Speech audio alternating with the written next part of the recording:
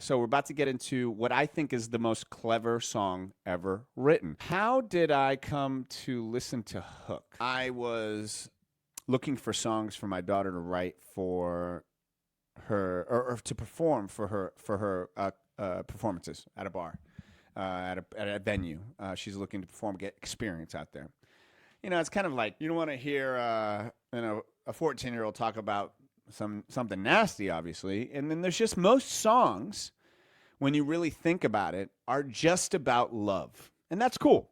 Then I was listening to Downtown Julie Brown, and she said, "Oh my God, one of the best performances I ever saw was of this song. And it's just the lyrics are so brilliant, and it was them, Counting Crows, Pearl Jam, and who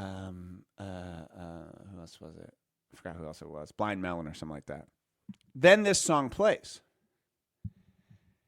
And I'm like, you know what? Let me listen to the lyrics. And not like I don't know them.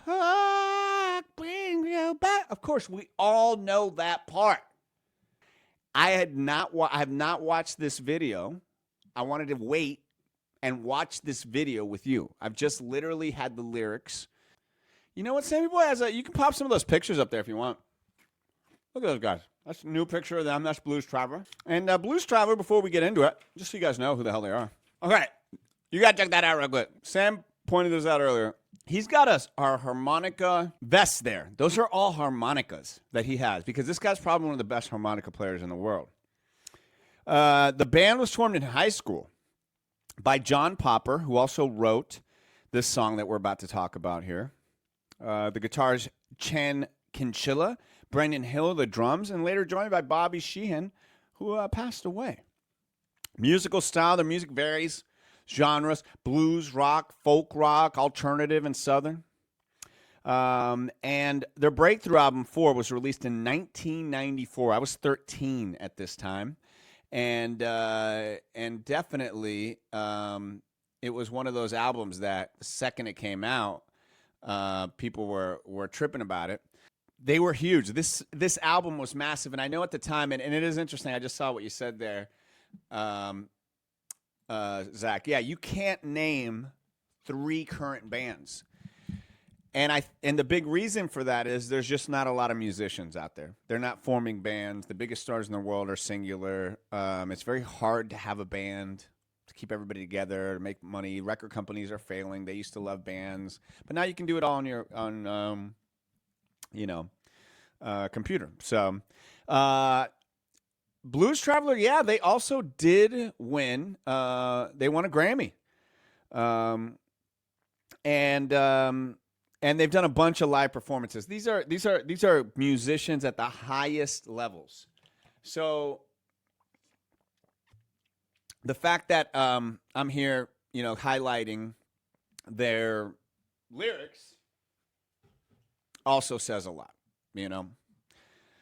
All righty. So let us get to the song and let us play it.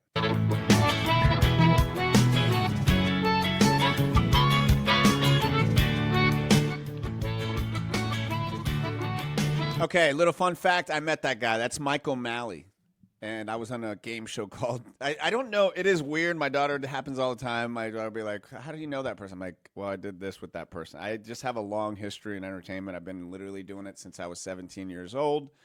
And so I know a lot of people, and this just happens to be the fact that I was on a game show called Get the Picture. That's Mike O'Malley. He literally became an actor and a star, but he was the game show host, and very nice, very nice. Doesn't matter what I say,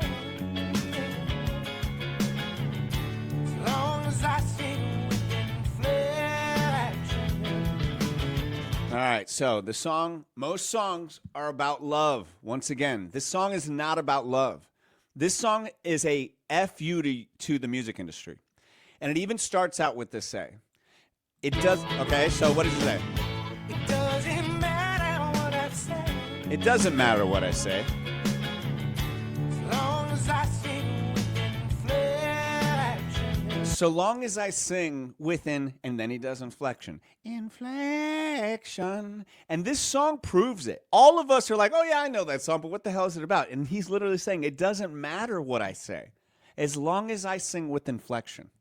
That makes you feel like some inner truth of that's reflection. Ooh, can we just take a second and listen to that part again? My God, this shit gets deeper as, oh my God, I've been pretty open there. As it goes along, it gets deeper and deeper.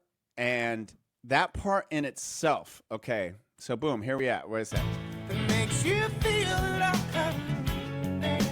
That makes you feel that I convey some inner truth or vast reflection. So some inner truth or vast reflection. So just as long as it sounds like I'm being deep, you're going to listen. But I've said nothing Ah. so far. But he's like literally telling you, I've said nothing so far. I've said nothing so far, and you're eating this shit up. It was a #1 freak or big hit. And I can keep it up as long as it takes. And then he's like, look, I can keep this up as long I can. Basically, he could sing these melodies, he could do these songs, and we would just be like drinking our beers, going back and forth. The record company would be like, this sounds great. I love what it is. And it don't matter who you are. How many times have you sung that song in a wedding and anywhere? And it don't matter who you are. He's literally talking about us. Literally, yeah or not. I'm telling you, I never really thought about it until I broke down these lyrics. And I've been saving this for a while, so I'm glad you're here to be able to listen to it. So this is, and it don't matter who you are. This is talking about me. It doesn't matter who you are. And listen, just go back to that line, because I played this for Lennon, my daughter, and I was like hoping that she would love it. And she did. She was like, oh my God. And I played it for Megan. She's like, are you going to put this on the show? And I was like, I have to. And because it's mind blowing how good a songwriter can be. Shout out to John Popper who wrote this. It's like he's telling you that music is a vibe, a feeling. And it doesn't matter who you are, as long, and this, right here. And I can keep it long. I can keep it up as long as it takes. And it don't matter who you are. Here it is. This is a great line. If I'm doing my job, it's your resolve. Ah! Cause the hook brings you back. Okay, let's talk about that.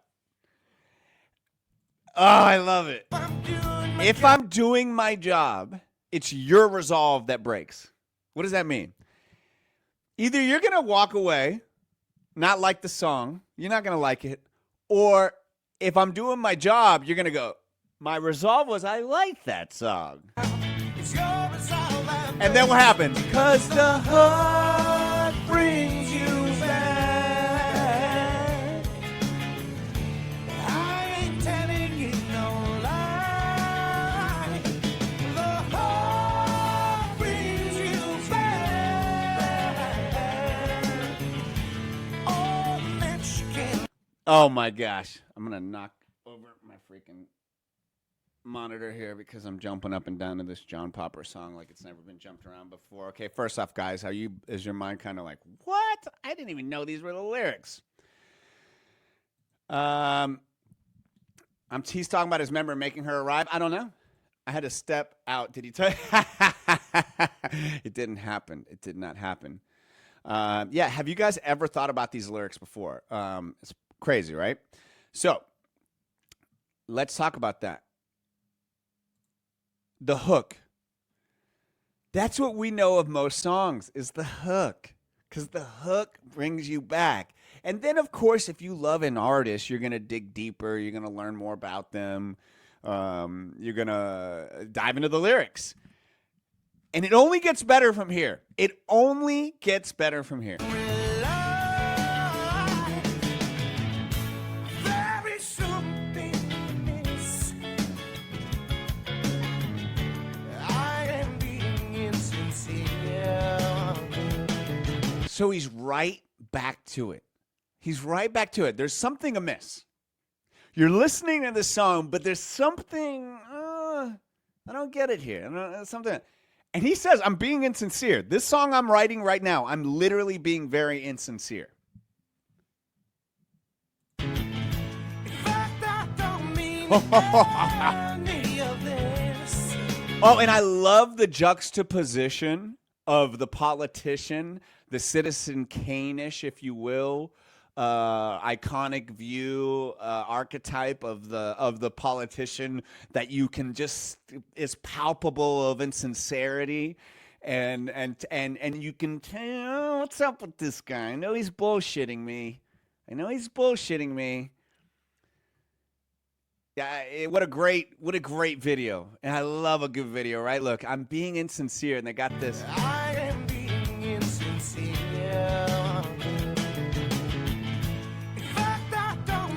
In fact, I don't mean any of this.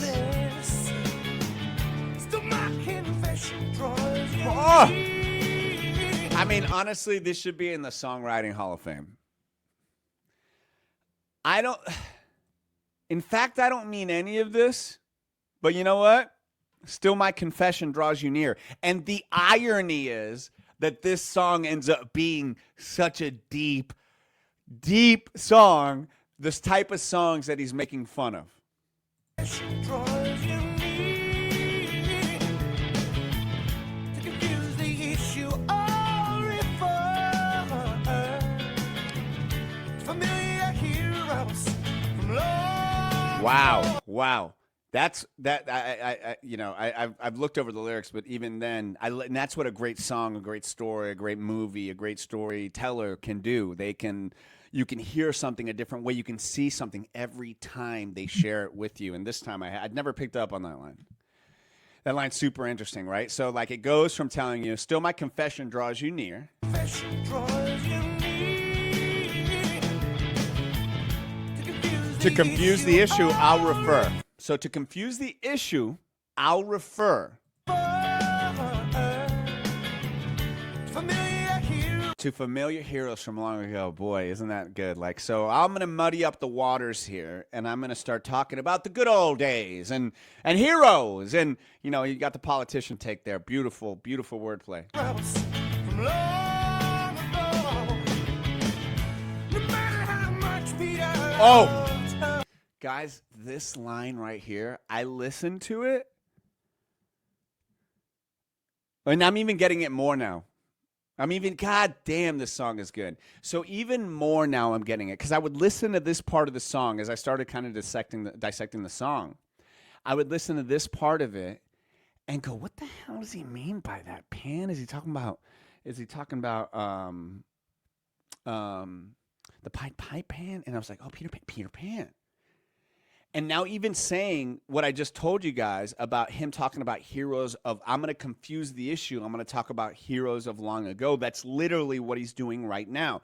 He said, hey, I'm being insincere, but I'm going to tell you, I'm going to muddy up the waters and talk about heroes of long before. And then that'll get you thinking about that, which is what it just did, because now he's talking about Peter Pan. What made the pan refuse to grow was that the heart brings you back. Did y'all get that? I'm going to check the comments now. I can't check the comments while I'm doing it, guys, because then I just get so sidetracked. He's trolling the music industry.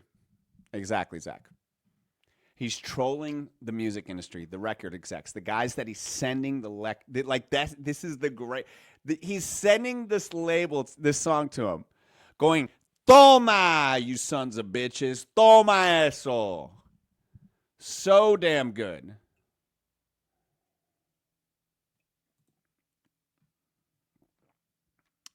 Yes, DTF.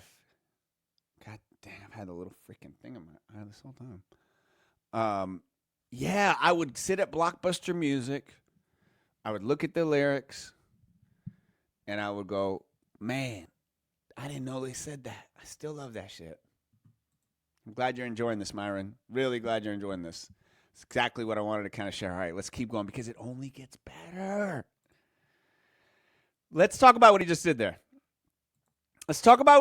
He said, I'm going to remind you of heroes of long ago, and you just want to hear latitudes and platitudes. And John Popper in 1994 was like, oh, yeah? I'm going to give you this song, The Hook, because all you want is the hook. Listen to what he's talking about.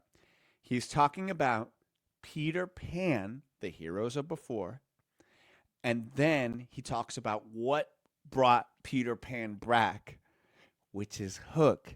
And then it is the hook, lyric, and chorus. It's brilliant. No matter how much Peter loves her, what made the pan refuse to grow was that the heart brings you back. I ain't telling you no lie. The heart brings you back. Oh, that you can rely. Okay. Before we get into one of the greatest harmonica solos ever, which is what you're about to hear, is that this was truly the age where image was everything. Okay. The age of 80s, or right before that, pre-MTV. You could be part of the Yacht Rock Club, the Michael McDonald's of the world. You could look like John Popper, and nobody cared because it was about the music. You maybe had one picture, you could whatever. But then MTV really came into prominence, and image was everything. It was grunge kind of coming into the time, sure, but these guys weren't grunge singers. They were blues guys and rock, and that definitely was not popular. So the video itself is saying, all right, now watch the hook. It's us. This is us. The whole time you're listening to this song, it was actually us. And look at me. I'm this big blues guy. I got these rocker guys here. We're not trying to fake our image for somebody. This is all being said in this video. Yeah, Zach, is that not insane? Just the level of detail. Now, we're about to go into a sick harmonica solo.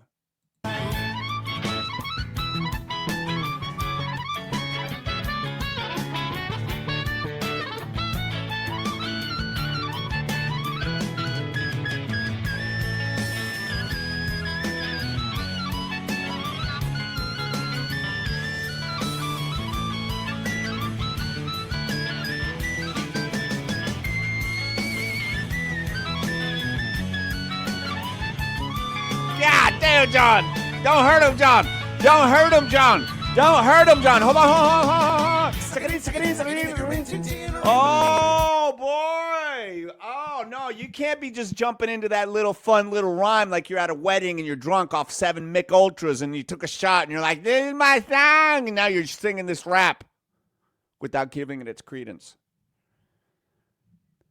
Way before people were rapping in songs. Walk This Way was as close as we went to rap in a rock song.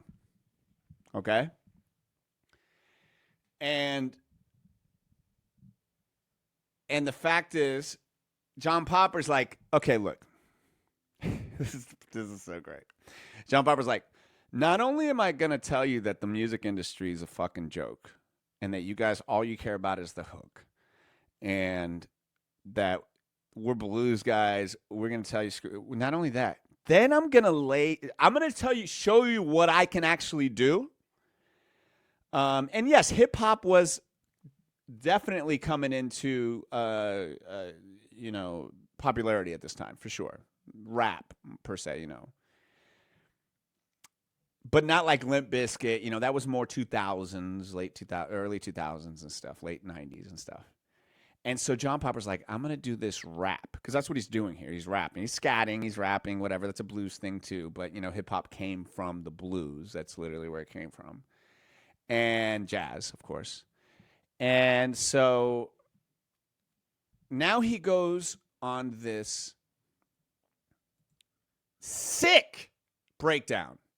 And then they cut to, which I'm watching here, they cut to a comedian. And I just think you should appreciate the lyrics. Suck it in, suck it in, suck it in. If you're in Tintin or in Berlin, make it a spin move or else you'll win. And then begin to see what you're doing to me. This MTV is not for free. It's so PC, it's killing me. So desperately I'll sing the other love. Shove it off, so raging, hating, pain, and fear itself. And I can't keep these feelings on the shelf. I've tried, well, no doubt I lied. You'd be friends with suicide, but I got too much pride inside. You hide or slide. I'll do is I'll decide and let it ride until I die. And only then shall I abide this try to catch little tunes. A 50-minute ditties. I wanna bust all your balloons. I wanna burn all of your cities to the ground.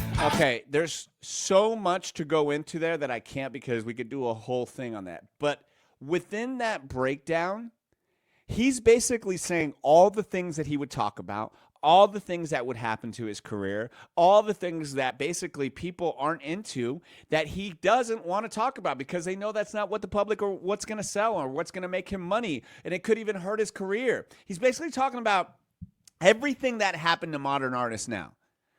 They felt that audiences, either whether actors or musicians or whatever, I guess you could even say politicians. I don't know, and that's maybe not the right example. But basically, artists wanted to share everything about themselves. And guess what? You end up having a portion that really ends up hating you. Instead of like back in the day where Michael Jackson or an Elvis, nobody knew what the hell their political stances were.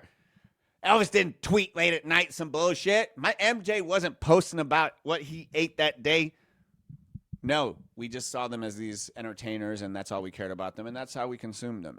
But you know, John Popper is basically telling you in this amazing breakdown that he has to suck it in, because if I make a desperate move or they'll win, MTV is not for free. It's so PC, it's killing me. Holy, dude, this is 1994. No social media, no iPhones, nobody getting canceled. It's a different time, and this guy John Popper, and that's what great artists do, is they are able to see the future and go, yo, this is what it's going to look like. And he's right. It's so PC, it killed a lot of artists, huh?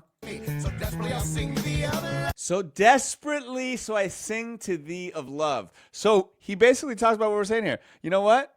I'm going to sing about love because that's what everybody wants to sing. I'm not going to sing about something else or whatever.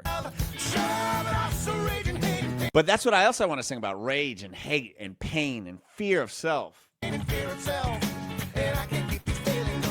But I can't keep these feelings on the shelf. And boy, he can sing about any of that stuff now. It would be financial suicide. So I sing about this stuff, and boom, they're going to hate me. I can't make my money because they don't want to hear this shit. They want to hear the songs about love, and they want to hear the songs, me do my harmonica. They don't want to hear that I'm upset, or they don't want to hear about, you know, that I'm hurting inside. They don't want to hear about that shit. But I've got too much pride inside. So it's not just on them, right? I got too much pride. I can't talk about that.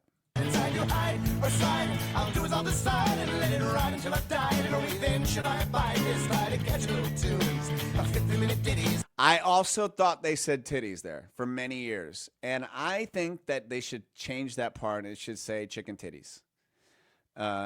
Chicken titties. It's okay, Sunset John. We were a little concerned, but you're back, though. You're back. And I'm glad about that. I'm glad. Because here it goes. Here's the last part of it. I wanna bust all your balloons. I wanna burn all of your cities to the ground. I found that will not mess around unless I play. And hey, I will go on all day. Hear what I say. I have a prayer to pray. That's really all this was. When I'm feeling stuck in the buck, I don't rely on luck because So he basically says, you know what? I got to play the game. I want to make some money. I got to make a buck. So you know what? I'll write that hook.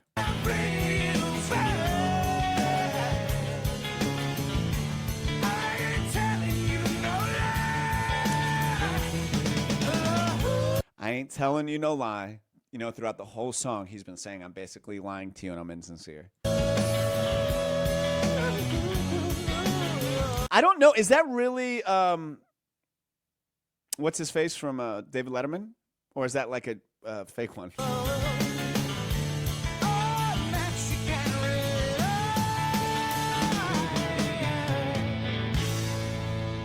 Oh, man. Did y'all enjoy that? I hope you did. I really hope you did. Whoa, you made it to the end? You must really be hooked. Go ahead, smash that like button, drop a comment, and subscribe. You do that, and boom, YouTube shows this to more awesome people like you. Now go on, watch another video. You know you want to.